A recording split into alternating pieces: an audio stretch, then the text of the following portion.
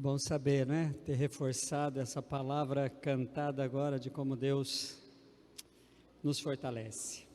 Muito bem, queridos, abram as suas Bíblias no Evangelho de Lucas, no capítulo de número 15. Deixe a sua Bíblia aberta nesse capítulo, porque hoje nós estaremos falando de um ditado. Eu creio que esse ditado é um dos mais populares de todos os ditados que eu já ministrei aqui. Errar é humano, mas persistir no erro é burrice. Eu tirei a conscientização. Nós vamos falar desse ditado tendo como base bíblica hoje a parábola do filho pródigo, a parábola conhecidíssima para nós. E apenas olhe para o versículo 18, mas deixe a sua Bíblia aberta ou o seu app acessado aí, no capítulo 15, porque nós vamos estar olhando para dentro desse capítulo para falarmos sobre esse provérbio. Errar é humano, mas persistir no erro é burrice. Versículo 18, tá bom, queridos? Levantar-me-ei, irei ter com meu pai, e dir-lhe-ei: Pai, pequei contra o céu e diante de ti. Mas deixa a sua Bíblia aberta aí. Esse ditado, queridos, muitas vezes é dito por duas pessoas. Aquele que está tentando minimizar o seu erro, com a expressão, com a cara de, desculpa aí, né? Mas errar é humano, né? E sempre tem alguém do lado, talvez até que parece conhecer o infeliz do pecador. E sempre está dizendo assim, lembrando, dando a ideia de que ele conhece essa pessoa. Ela está repetindo esse erro por algumas vezes. Aí alguém sempre diz: mas persistir no erro é burrice. Mas vocês sabiam que essa expressão, esse ditado, esse raciocínio que esse ditado traz, ele é antiquíssimo, é algo que fazia parte do vernáculo do latim. Santo Agostinho citava esse ditado, mas de uma maneira mais sacra, e Agostinho viveu na transição do século IV para o século V da era cristã, entre 350 e 340, século IV, na transição para o século V. Agostinho tinha esse raciocínio: foi humano errar, dizia Agostinho, mas é diabólico permanecer no erro por animosidade. O que é animosidade? De propósito, permanecer no erro por maldade mesmo, fazer aquilo sabendo que está errado. Então Agostinho trazia uma coisa mais pesada do que essa questão do populacho, né, que nós falamos. Errar é humano, mas persistir no erro é burrice. Agostinho chegava a afirmar que era diabólico permanecer no erro de maneira intencional, de propósito. Mas vamos para a palavra, irmãos. Agora sim, deixa a sua Bíblia aberta no capítulo 15, que nós vamos encontrar três parábolas aqui, não é? A parábola da dracma perdida, ou melhor, a parábola da ovelha perdida, a parábola da dracma perdida e a parábola do filho pródigo. Essas três parábolas que aparecem, esses dois elementos aí, né? Um objeto inanimado, que é a dracma perdida, que se perdeu, foi resultado da negligência de alguém que se perdeu. A mulher perdeu a dracma. A ovelha, que nos traz a ideia de alguém descuidado, de alguém que perdeu o foco e quando percebeu, se viu perdida e precisava ser buscada. E esta que nós vamos debruçar sobre ela, do filho pródigo, de alguém que intencionalmente andou por caminhos errados. E o capítulo 15 de Lucas vai nos dar a ideia assim, que existem pessoas que precisam ser procuradas até achadas, até serem achadas.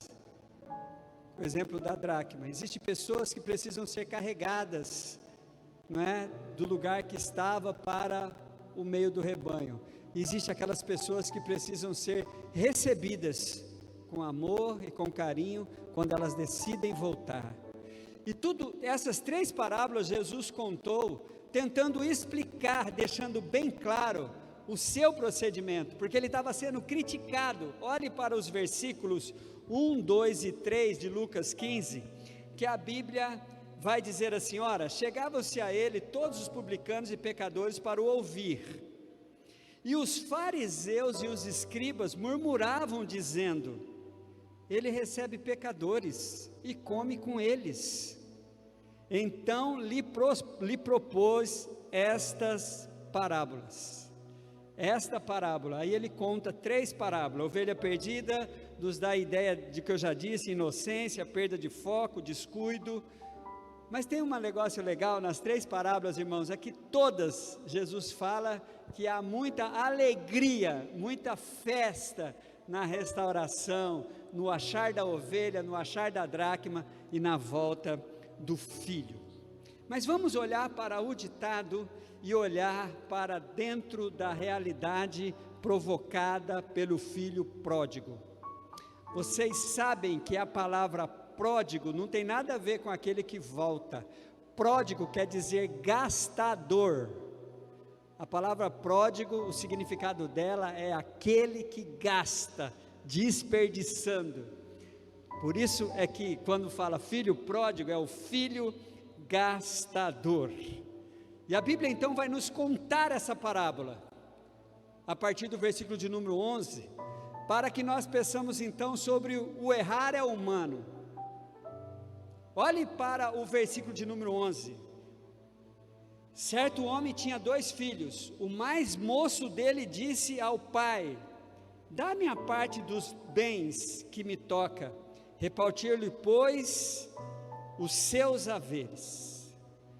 Irmãos, um erro gravíssimo aqui. Errar é humano, e de vez em quando o homem decide errar com força, decide errar mesmo. Qual é o erro gravíssimo desse jovem? Ele está deixando bem claro uma mensagem, dizendo para o pai assim: ó, por que você não morre? Você não morre logo.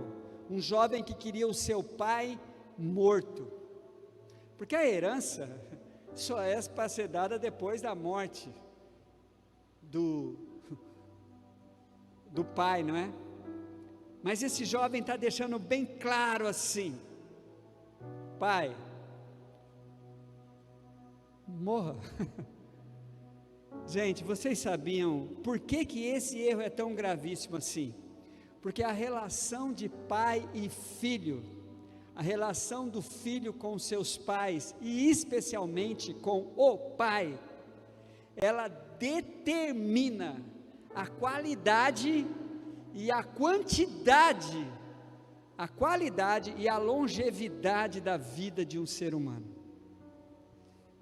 A gente desconsidera essas coisas, mas é o ensino bíblico que você vai encontrar em Efésios capítulo 6, que é um reflexo da lei do Antigo Testamento também. Efésios capítulo 6, versículo 2 e 3 diz assim: honra o teu pai e a tua mãe, que é o primeiro mandamento com promessa, para que te vá bem, qualidade de vida, para que a tua vida seja uma vida boa, para que te vá bem e seja de longa a sua vida sobre a terra. Efésios 6, versículo 2 e 3. Qual é o erro gravíssimo desse jovem? A sua relação com seu pai era uma relação de interesse no que o pai tinha, não em quem o pai era. Tome muito cuidado.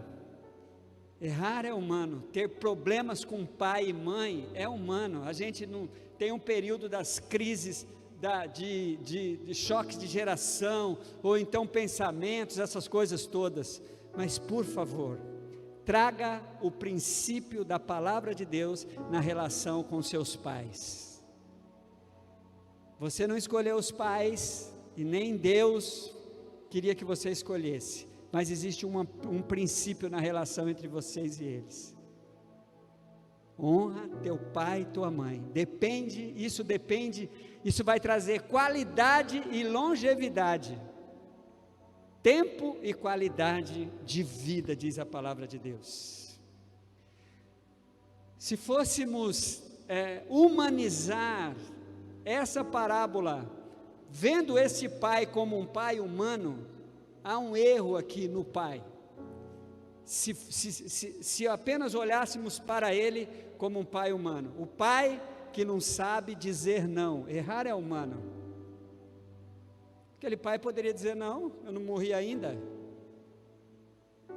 É um perigo a gente atender todos os pedidos dos nossos filhos, é um perigo isso. Eu estou falando humanizar, queridos, porque este pai aqui, ele tem uma representatividade de Deus, e eu quero então, quando se trata de Deus, como é que Deus faz com os seus filhos? Mas em termos humanos, eu vejo que seria interessante os pais não ficarem acuados diante da pressão dos seus filhos. É bom e é preciso. E esse erro aqui, para alguns, só o tempo vai dizer. Qual foi o erro? Repartiu-lhe, pois, os seus haveres. Só o tempo vai dizer se alguns nãos que não falamos para os nossos filhos, foi bom ou foi ruim. Dar tudo o que o filho pede. É um grande desafio nessa realidade de sermos pais. É um risco. Mas no tocante a Deus, gente, essa é a prática dele. Espiritualmente falando e diante da Bíblia, Deus já nos entregou a nossa herança, parte da nossa herança. Deus já nos deu a coisa mais preciosa que precisamos para gastarmos do jeito que quisermos, a nossa vida e o tempo dela. Deus fez isso. Ele nos deu o que precisamos, Ele nos deu a nossa herança, Ele entregou para nós,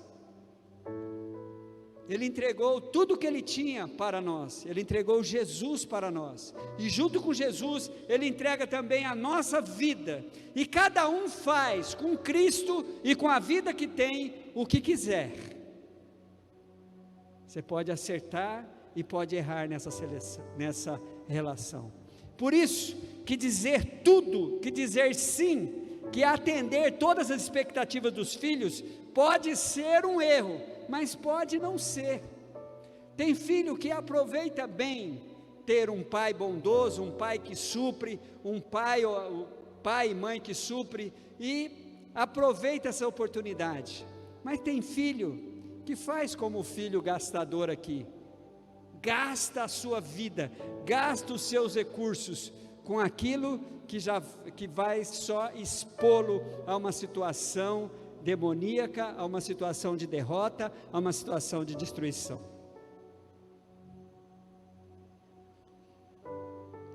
Há filhos então que jogam a herança fora, joga a sua vida fora, desperdiça todos os recursos que Jesus nos dá para vivermos aqui glorificando-o, jogando a herança fora. Foi o que o filho pródigo fez. Olhe para o versículo 13 comigo, do capítulo 15.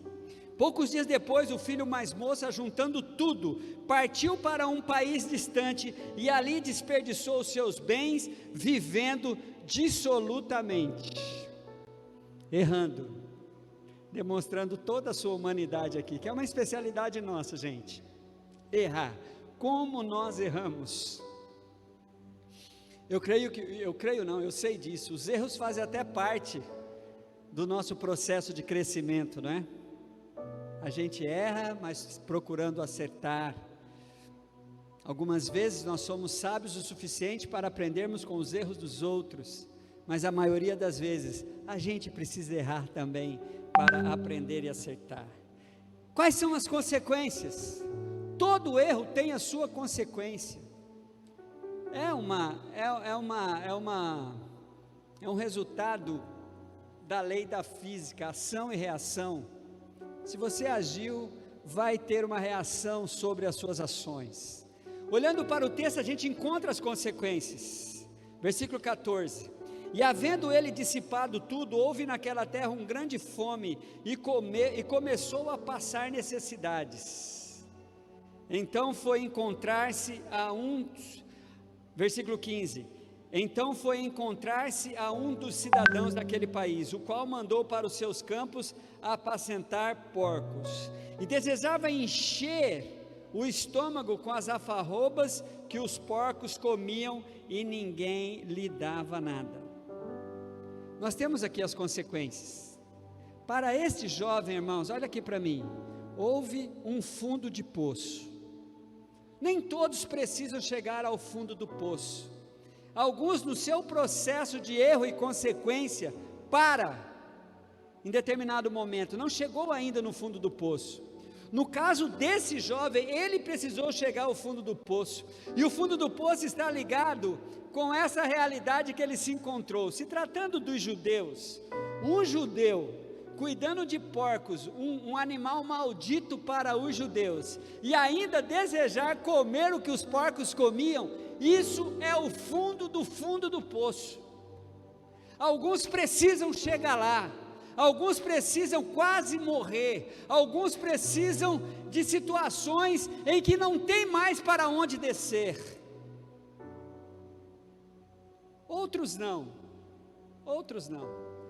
outros para antes, mas este jovem precisou, e tem quem precisa.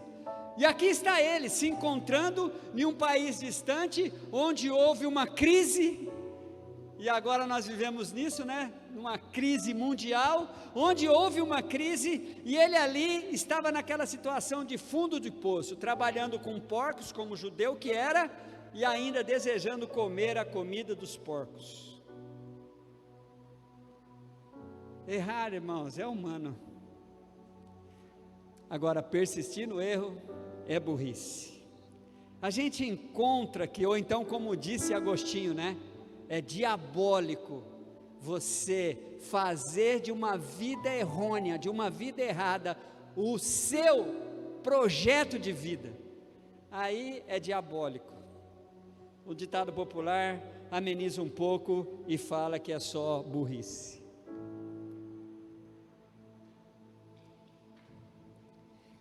Aí esse jovem chega no fundo do poço, e eu me lembro que o pastor Pedro dizia para nós que o fundo do poço é ótimo, porque só tem um lugar para ir, e ele mesmo depois e a gente fazia algumas observações. Quando se chega no fundo do poço, o único lugar que tem para ir é para cima, mas tem alguns burros tão dominados, que chega no fundo do poço, e ainda cava mais ainda. É doido, irmãos, é loucura. Mas o fundo do poço chega no momento de olhar para cima, elevar os meus olhos para os montes, de onde virá o meu socorro? O meu socorro vem do Senhor. Amém, queridos? Vamos aplaudi-lo por isso?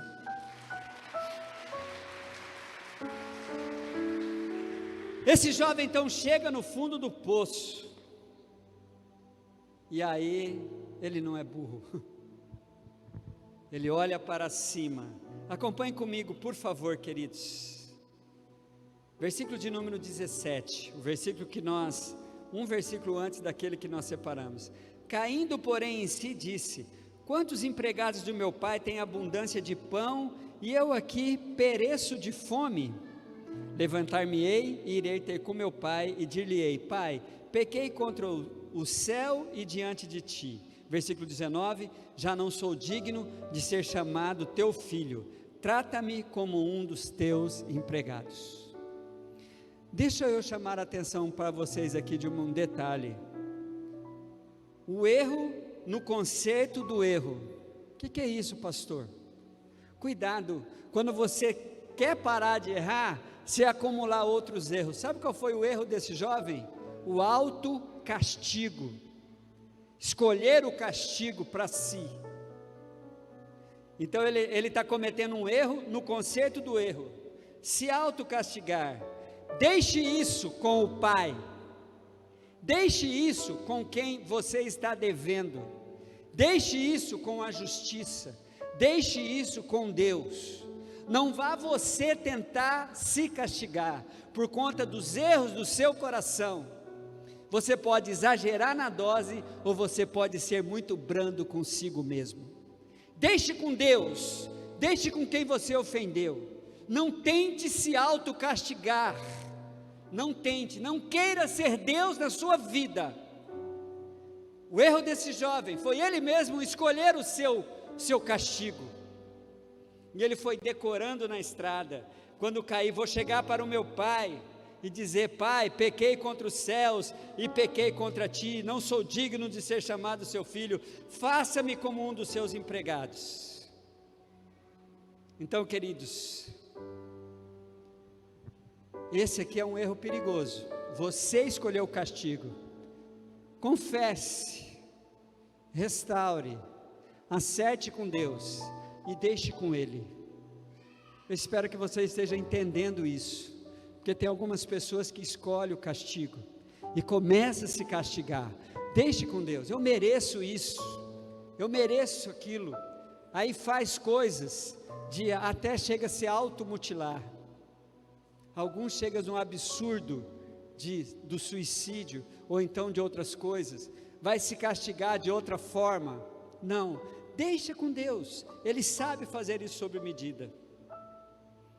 E aí, ao cair no erro, ao estar no fundo do poço, ao ter apenas um lugar para olhar para cima, aí tomar as atitudes certas para acertar. Senão você vai ser alvo de outro ditado, né? Falar é fácil, difícil é fazer. Aí lá foi o jovem, volta, olha o versículo 20 comigo, por favor, irmãos. Levantou-se, pois, ele e foi para o seu pai. Estando ele ainda ao longe, seu pai o viu, encheu-se de compaixão e correndo lançou ao pescoço e o beijou. É interessante, sabe um pequeno detalhe que eu vi aqui na parábola do filho pródigo? É que na hora de restaurar, dele falar com o pai dele, ele tirou um pedacinho, ele não falou tudo que ele vinha decorando na estrada. Olha só, queridos, disse-lhe ao seu pai, ele fez quase tudo o que disse, mas ele fez o que era o suficiente. Ele deixou a parte do trata-me como um dos teus empregados. Ele diz assim no versículo 21, disse-lhe o filho ao pai, pequei contra o céu e diante de ti, não sou digno de ser chamado seu filho. Irmãos, por que nós não devemos nos autocastigar? Porque o Pai tem sobre medida. E nessa parábola, irmãos, eu encontrei o reforço de uma crença que eu tenho sobre o método de Deus. Como que Deus anda na contramão da religião, dos religiosos e do nosso coração. Nós gostamos, nós precisamos ver o castigo, nós precisamos ver quem errou sofrendo, o castigo nos faz bem, ser castigado faz bem, o indivíduo se sente, eu paguei a minha pena, e também ver quem errou sendo castigado, é um anseio nosso, mas o método de Deus não é esse, queridos. Por mais, Deus arrisca muito, sabe por quê? Sabe qual é o método de Deus? Mais uma chance.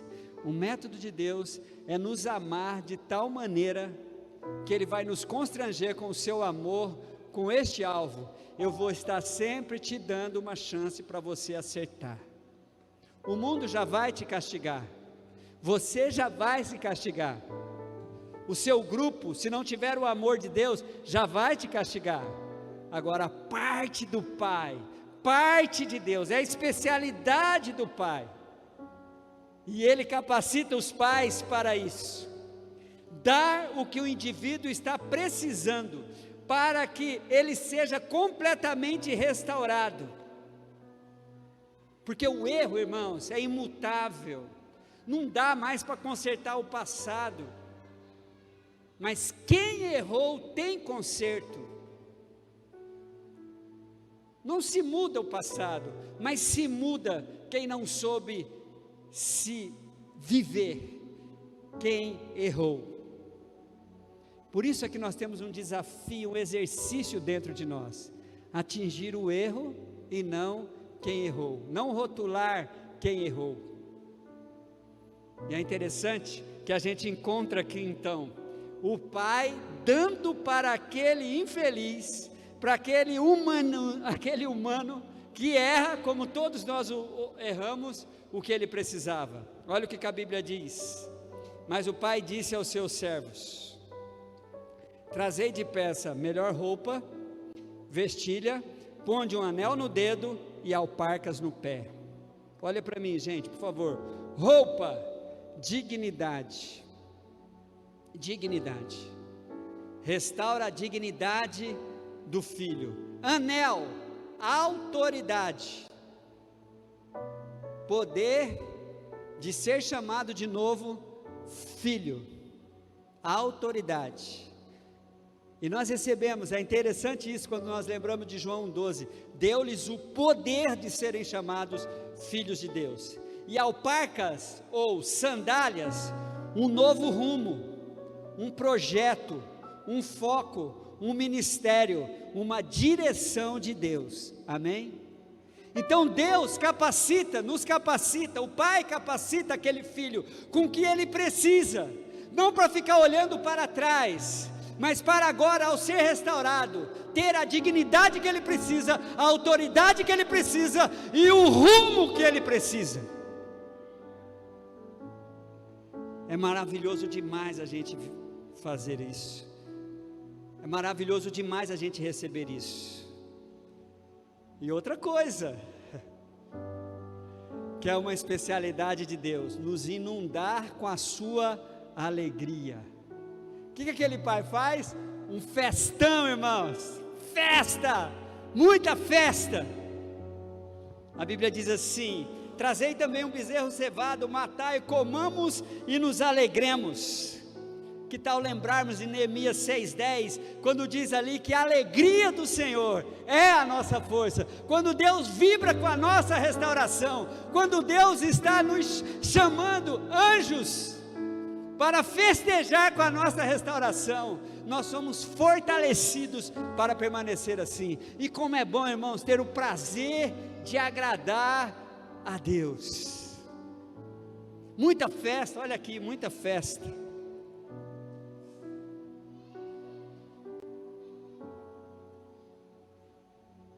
Por que ele está fazendo essa festa? Versículo 24, porque este meu filho estava morto e reviveu, tinha se perdido e foi achado. E aí começaram a regozijar-se, versículo 24. Agora, queridos, olha aqui para mim.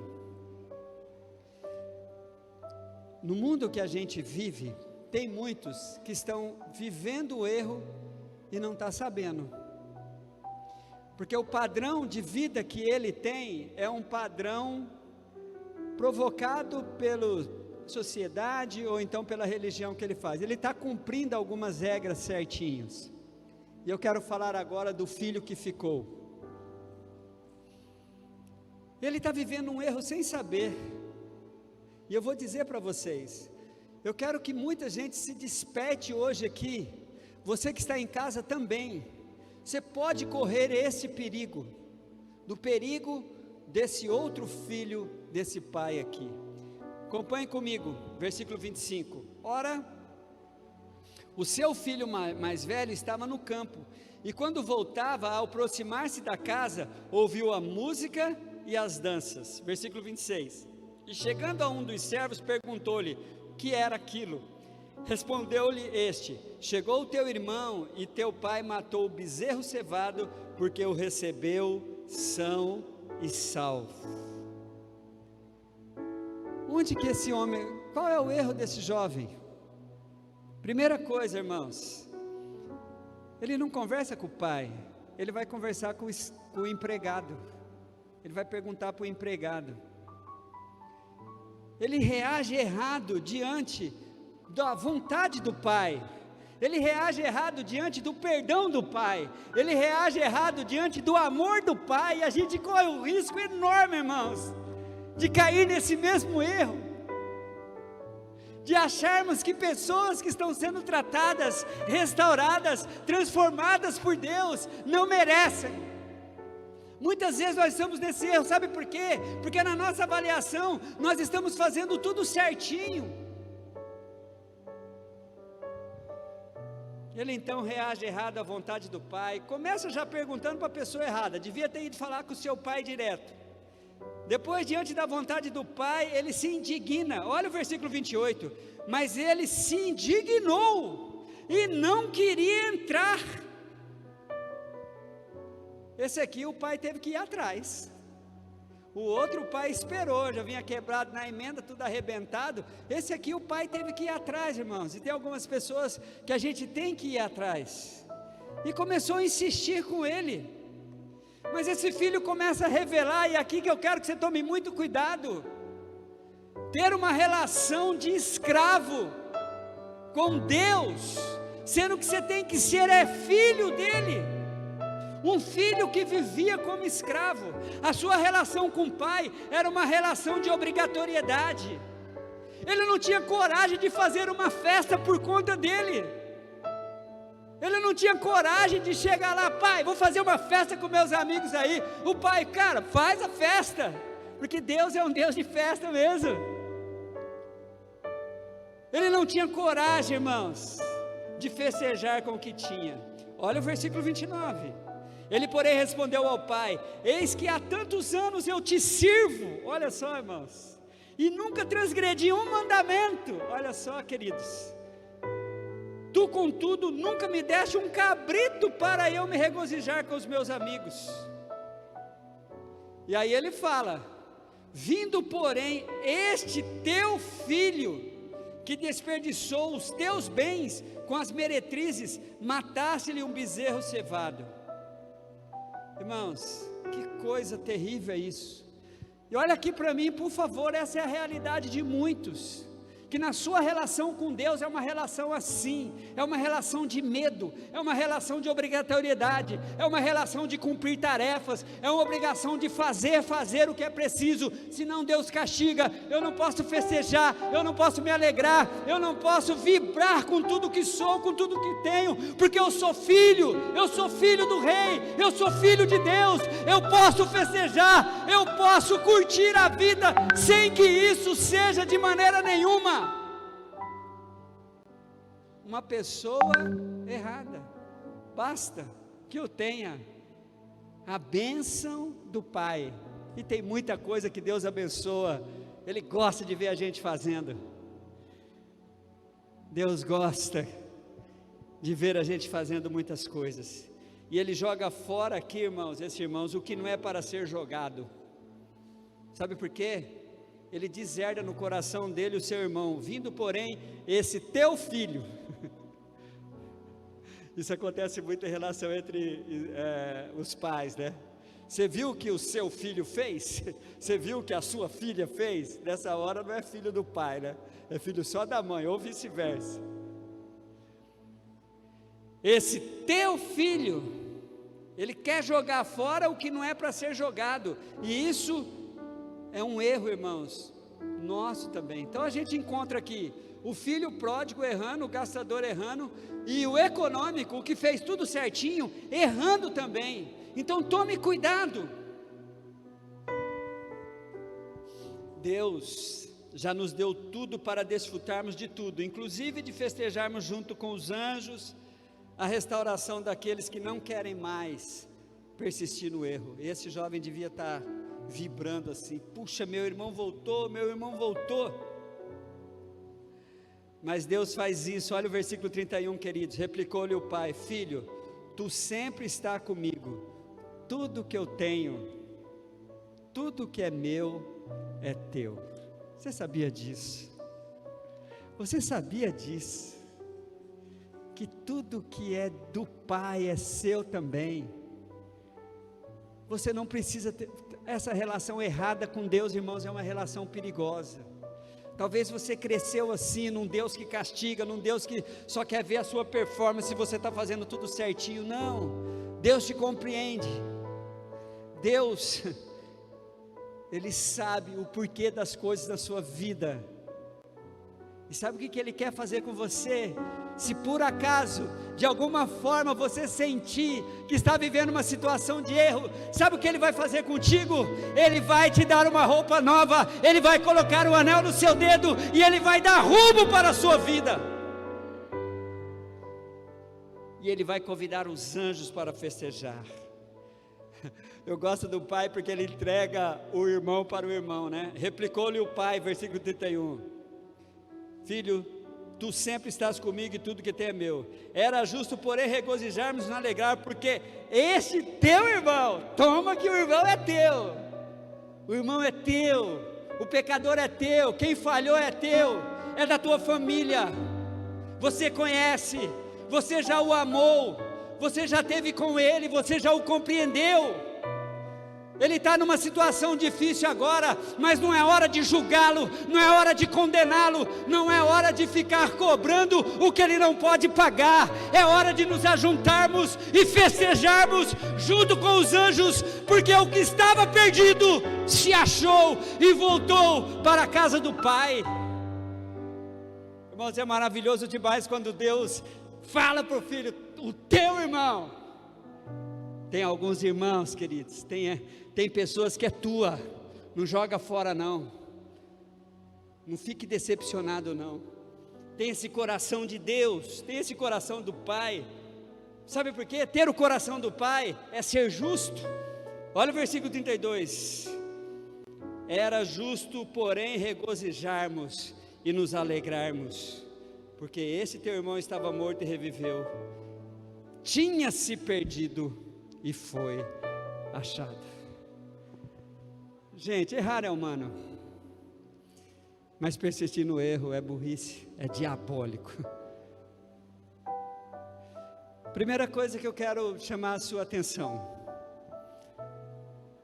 não duvide que o Pai está com as portas abertas, esperando o seu retorno. Não duvide disso. Deixa com Deus. Não tente arranjar castigos como esse jovem fez. Não cometa esse erro.